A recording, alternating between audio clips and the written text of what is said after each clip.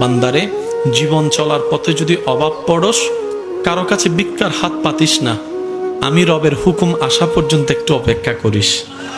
আমি রবের হুকুম আসা পর্যন্ত একটা অপেক্ষা করিস। প্রত্যেক জনের জীবনে হঠাৎ কিছু টাকার প্রয়োজন হয়েছিল, পকেটে টাকা ছিল না, কিন্তু সে কাজটা এখনো পর্যন্ত আটকে থাকে নাই। কোনো না কোনো ভাবে কিন্তু আল্লাহ আপনাকে ব্যবস্থা করে দিয়েছেন। সুবহানাল্লাহ। আল্লাহ কখনো কাউকে বেসাহারা রাখে না। আর যেখানে রহমাতুল্লিল আলামিন নবীর উম্মতের কথা আসে, সেখানে তো বেসাহারা কোনো প্রশ্নই আছে না, বেসাহারা কোনো শব্দই আসে না। রব্বুল আলামিন বলে, আমি অন্য নবীর উম্মতের জন্য যতটুক দয়াবান, তোদের জন্য তার চাইতে আরো বেশি দয়াবান।